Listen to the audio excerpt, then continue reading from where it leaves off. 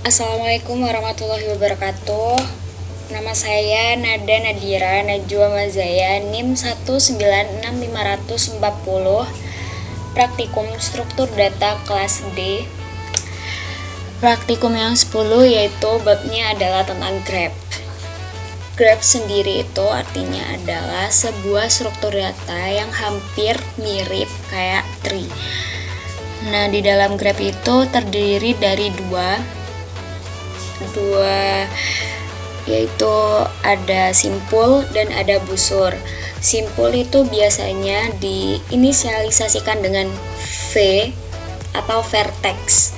Nah, yang busur itu E atau edge. Nah, contohnya graph itu biasanya direpresentasikan pada sebuah jaringan peta untuk mencari sebuah jalur terpendek, terus ada penjadwalan dan lain-lain. Nah, di graph itu banyak contohnya, kategorinya ada undirected. Biasanya itu untuk merepresentasikan tentang sebuah relation atau hubungan seperti gini, contohnya di modul. Di situ menunjukkan adanya edge atau busur yang menghubungkan vertex. Dan di situ di contohnya itu berlaku sebuah symmetric relationship di mana Aris adalah teman Bahrul dan Bahrul pun juga temannya Aris, dan begitu sebaliknya. Dan sebagian orang bisa juga tidak mengenali atau nggak ada relation dengan sebagian yang lain, sehingga terdapat path yang tidak terhubung. Contohnya aja ini relationnya ini, dan ini tuh disebut undirected graph. Terus ini ada directed graph, itu menunjukkan asymmetric relation, dimana seperti contohnya ini ada page link pada website. Satu link dapat terhubung dengan link yang lain, namun link tersebut juga belum tentu langsung terhubung dengan link awal. Jadi misalnya kayak A ini tuh terhubung ke B, ke C, ke E, ke D. Nah, yang B itu terhubung ke D, terus D itu bisa terhubung lagi ke B, kayak gitu. Terus ada weighted undirected graph, itu merupakan bobot pada graph yang dapat direpresentasikan angka nyata, misalnya itu jarak atau waktu penerbangan yang ditempuh dari satu wilayah ke wilayah yang lain. Contohnya aja kayak gini, Malang ke Jakarta itu 1 jam 20 menit, terus Surabaya ke Riau, Riau ke Malang, kayak gitu. Jadi ada berapa kilonya kadang, terus ada juga yang waktu seperti itu. Terus ada juga yang weighted directed graph seperti gambar ini. Jadi di gambar ini itu tiap edge atau simpulnya itu dapat diberi bobot berupa waktu bagi link yang dituju untuk merespon dan menampilkan data. Langsung saja pada praktikum yang ke-10 itu disuruh ngapain aja. Jadi yang pertama itu, nah ini disuruh mengimplementasikan directed graph seperti gambar ini 10.8. Itu kan gambarnya directed graph. Berarti kan ini B terhubung ke A, B terhubung ke E, terus A terhubung ke C, E ke C, terus D ke E. Dimana C ini tuh nggak terhubung kemana-mana, dia hanya menerima sebuah relation aja, jadi dia nggak memberi sebuah panah relation gitu. Oke, jadi codingannya itu kayak gini. Di sini ada class graph, terus ada class graph app vertex, tentunya ada stack and queue, dimana mereka kan berhubungan. Terus yang di sini ini ada deklarasi max dari vertex verts-nya, terus ada deklarasi release dari verts, terus ada juga deklarasi baris dari kolom ini. Terus selanjutnya private in and verts itu untuk pendeklarasian banyaknya data. Terus ada juga deklarasi stack and queue, ada juga char buat yang nge-sorted array-nya. Lalu ada metode grab, di mana metode ini memanggil variabel global. Lanjutnya ini tuh dibuat untuk memanggil row and column, baris dan kolom. Terus ini loopingnya itu untuk mendapatkan nilai baris dan kolomnya. Ini ya. Lanjut, the stack sama dengan new stack max vert. Ini juga. Terus lanjut, ini tuh ada metode untuk menambah vertex atau simpul dengan parameter char label. Dimulai dari vertex list 0 ya pastinya. Terus ini tuh akan membuat vertex dan array-nya akan bertambah. Lanjut ada public void at edge, dimana di sini itu untuk menambah busur atau sisi garis yang ditarik dari start ke end, dan itu dihitung 1. Nah, ini itu untuk directed grab. Kalau undirected itu kayak gini codingannya, dibolak-balik. Tapi kita kan makainya yang itu sih, tapi nggak apa-apa, aku kasih tahu karena aku baik hati. Kayak gini ya. Ini tuh tambahan buat yang undirected. Nah, kan ini kita nggak pakai ini, jadinya kita giniin aja deh, dia kontrol garing. Udah, biar jadi directed grab. Udah, terus habis itu ini buat display adsense-nya. Terus di class grab app ini kita membuat inisialisasi grab tentunya. Oh ya, ini ya kita harus nggak nampilin dulu topologikal itu nanti buat nomor, aduh susah sih itu buat nomor 3. Ini gimana maksudnya? Udah. Nah, kita mau nampilin yang nomor 1 itu ini kan, ini jangan kita tampilin. Nah, ini tuh ada add vertex A, B, C, D, E, dimana A itu posisinya itu 0, B1, C2, D3, E4. Nah, terus ini vertexnya. Terus edge-nya ini tuh row, terus ini kolumnya 0,2. Itu maksudnya adalah AC, dimana 0 itu A dan 2 itu C. Terus yang ini juga 1,0 itu berarti kan BA, satunya itu B, 0-nya itu A. Terus 1,4 itu BE, terus 3,4 itu DE, dan 4,2 itu EC. Terus the grab display kita nampilin adsense-nya. Jadi kita run. Kok kita sih, aku. Jadi kayak gini adsense sesuai dengan modul. Tadi A terhubung ke C. Sesuai dengan modul A terhubung ke C. A terhubung ke C. Terus BA, BE, B ke A dan B ke E. Terus DE, dan EC. DE dan EC, dimana C itu nggak terhubung kemana-mana, dia cuman terhubungkan gitu, jadi cuman directed, cuman satu aja itu direksinya. Nah, jadi gitu buat yang nomor 1.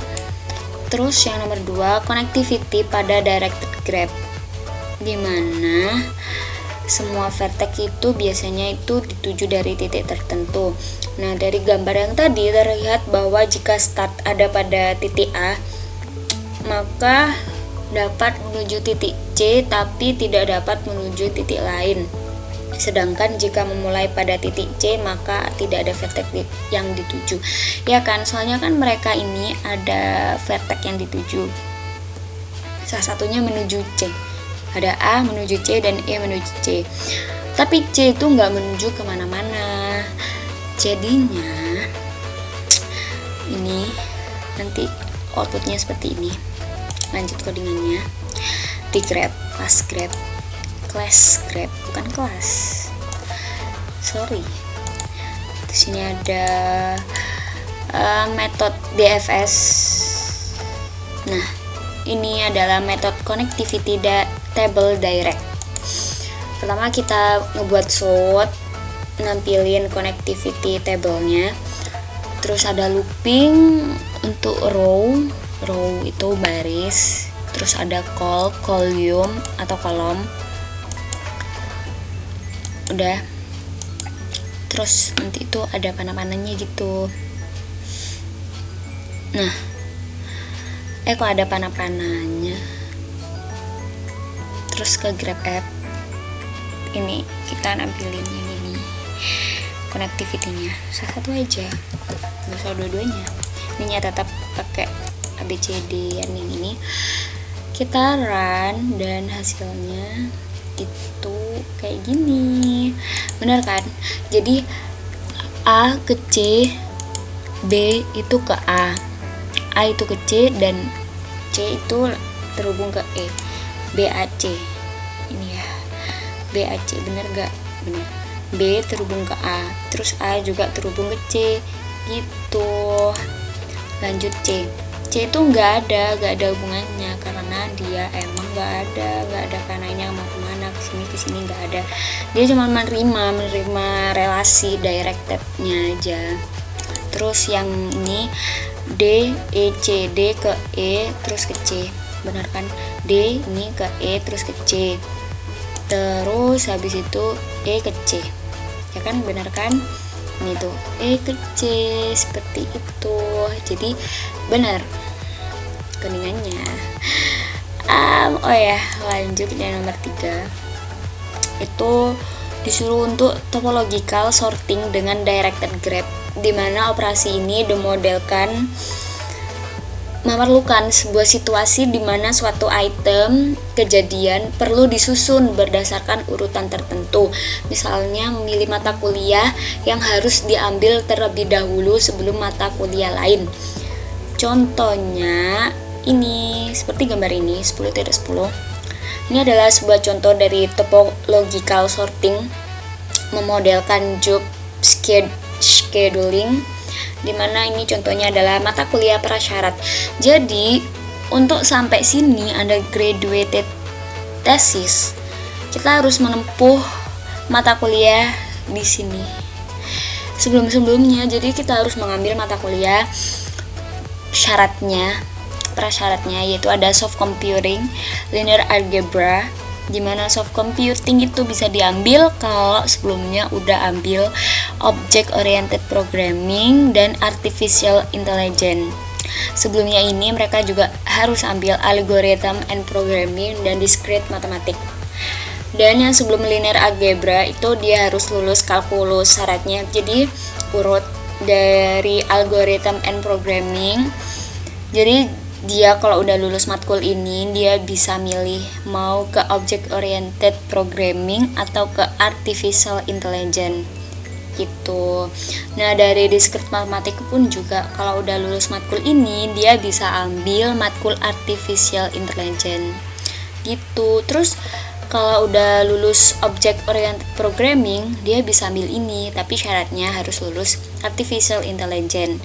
Baru kemudian ngambil soft computing, terus lulus, baru deh bisa ambil undergraduate thesis. Tapi dia harus lulus kalkulus, terus ambil linear algebra, harus lulus, baru ambil yang undergraduate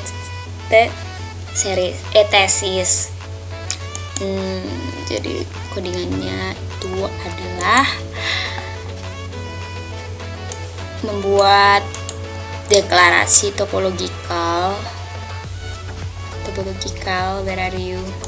Ini in or invert itu untuk seberapa banyak vertsnya. Terus ini loopingnya jika in current vertex sama dengan no successor, itu sama aja kayak vertex no successor itu atau sama dengan -1. Sini if current vertex sama dengan -1, jika di cycle maka akan ngeprint error grep has cycles gitu. Terus nyari terus ada ini insert label inserted array start at end kayak gini ya. Terus ada yang buat delete vertexnya. Terus kita ngeprint topologically sorted order. Ada juga looping yang ini. Terus ada deklarasi method in successor itu return vert dengan tidak ada penerus atau successor. Boleh is age atau -1 jika tidak ada vert. Terus ini looping untuk setiap vertnya. Is edge sama dengan else itu ngecek edge-nya. Terus ada looping column jika edge to another sampai di break sampai sini. If no edge dan return row has no successor ya, sampai selesai ya ini codingannya. Terus ada method delete vertex dimana if del vert yang ini yang awal jika bukan last vertex maka delete vertex dari vertex list. Terus loopingan lanjutannya sampai ke bawah itu mendelete baris dari ADJ matnya. Terus ada delete kolom ini baris row. Terus ada column, ini pakai move row up sama move column. Jadi ini ada metodenya sendiri buat move row up sama move left seperti ini.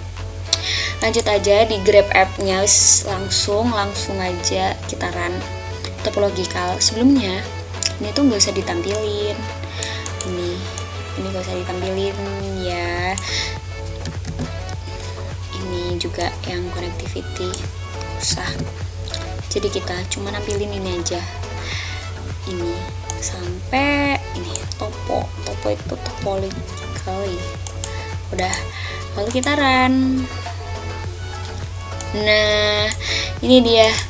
Benar kan? Ini tuh artinya BAEDGCFH. Itu artinya adalah seperti yang ini. Jadi aku pakai output yang ini ya. Yang pertama, kemungkinan yang pertama. Jadi mahasiswa itu harus mengambil mata kuliah B dulu, terus baru A, baru kemudian dia ngambil E, terus ngambil D, terus ngambil G. Nah, udah kan, B A apa tadi? B A E D G. Terus kan belum bisa langsung H. Jadi dia C F dulu baru H. Gitu deh. Terus yang kedua kan kemungkinannya CF dulu, sama aja. Misalnya diambil kalkulus dulu, berarti kan CF langsung B A E D G H. Gitu tetap aja. Pokoknya syarat untuk undergraduate thesis itu mereka harus mengambil mata kuliah syarat prasyarat ya, kayak gitu.